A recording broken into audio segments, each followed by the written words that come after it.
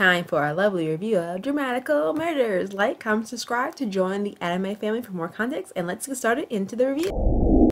Some time ago, the influential and powerful Toei Incorporated brought the island of Midojima, Japan, with the plans of building a platinum jail, a luxury utopian facility. Those who are lucky enough to call it home are the wealthiest citizens in the world. The original residents of the island, however, were forced to relocate to the old residential district, and after the completion of Platinum Jail, they were completely abandoned. Rib and Rhyme are the most common games played on the island. Rib is an old school game in which gangs engage in turf wars against each other, while Rhyme is a technically advanced game where participants fight in a virtual reality. To be able to play Rhyme, you must have an all-mate, an AI that typically looks like a pet, and that must match with the imitation by Yusei.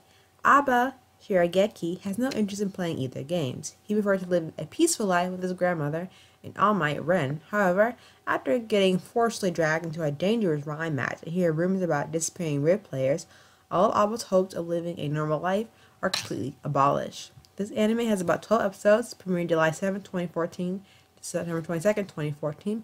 Has a side story and another alternate story. It based off a popular visual novel and popular video game.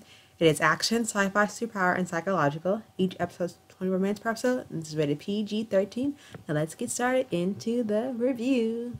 When starting into this review, I got recommended and suggested to do a review on DRAMAtical Murder by one of my TikTok friends, and I would like to give a little shout out to them because we were talking about it in her comment section, and I thought it was really cool how no one really talks about it as much, and I feel like overall that it should be talked about just a little bit more than the hype that it kind of deserves. And I feel like, and her TikTok name is Kazi Kid. So Kazi Kid, if you're listening to this, I thank you so much for reminding me and hyping up the suggestion for reviewing Dramatic Murders. Now, with that being said, Dramatic Murder, depending on which one you watch, whether that be the game, the video game for it, or the visual novel, or the anime for it, I feel like Dramatic Murder is one of the pinnacles of the BL visual novel drama genre that had got converted into anime.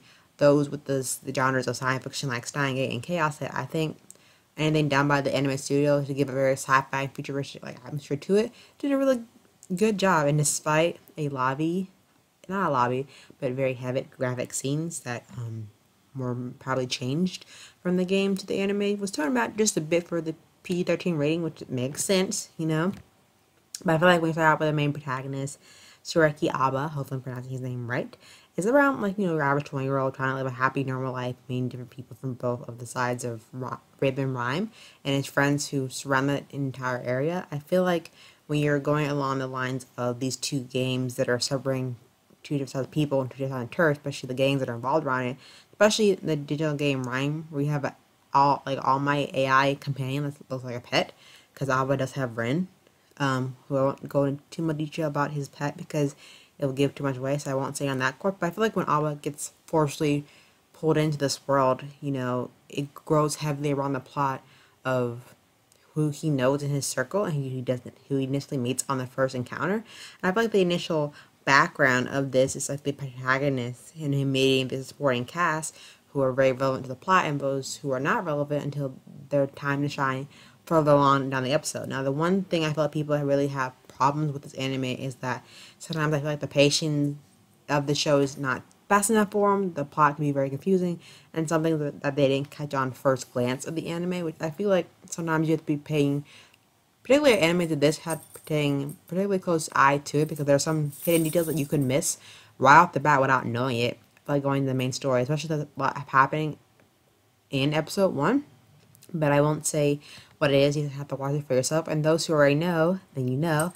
Unfortunately, it does take the entirety of the 12 episodes in this series.